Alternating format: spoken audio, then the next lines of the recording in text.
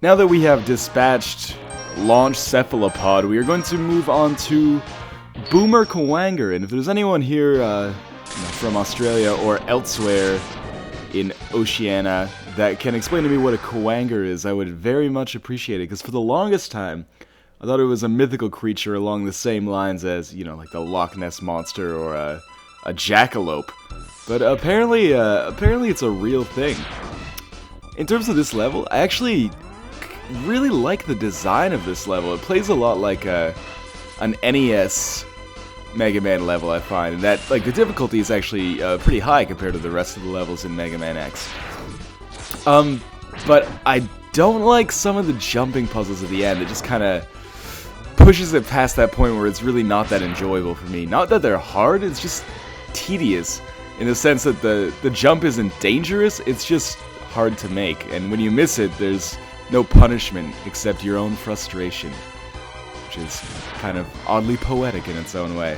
The trick for these guys, do not touch the lasers. If you touch the lasers, the turrets will shoot at you, those floating laser turrets.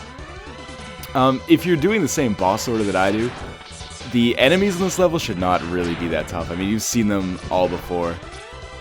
And I really wish I'd picked up an E-Tank somewhere along the lines. That is probably the most useful item in the game, because all those excess health items you get can actually fill up and be used later. They all have to be used, sorry, I should say, like an E-Tank, you can't use half an E-Tank and then, save the rest for later. But it's different than the NES Mega Mans, where once you use an E-Tank, you lose it forever. The E-Tanks are like a canteen. You can refill them and use them whenever you want.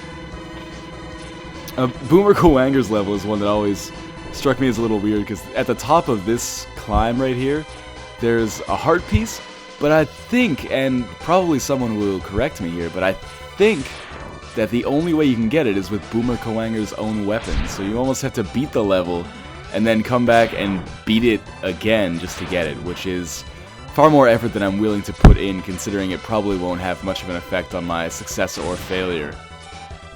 These are the jumps that I was talking about. I'm kind of misrepresenting them right now because I'm making them relatively well, but getting stuck under that thing is just kind of frustrating.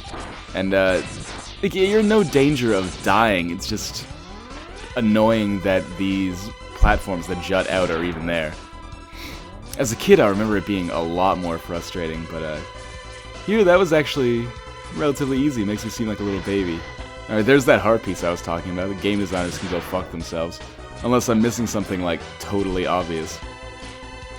And, what I do like about this level, especially compared to Launch Octopus, is that it's short. And there's no bullshit like so many mini-bosses just to get a tiny heart piece or anything along those lines. This is the most bullshit the level gets, but this is actually a bona fide obstacle, actually, within the Mega Man context, or the Mega Man dictionary. This would be an acceptable obstacle. And this would also probably chalk up as a poor performance through this screen anyway. Just racking up that damage before I go to fight Boomer Kuwanger, who is actually pretty difficult unless you know what to use.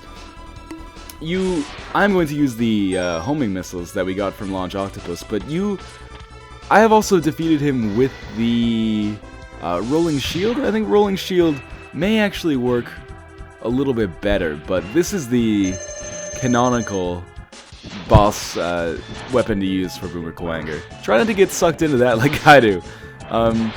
Probably the best thing to do is to spend as much time as possible up on this wall.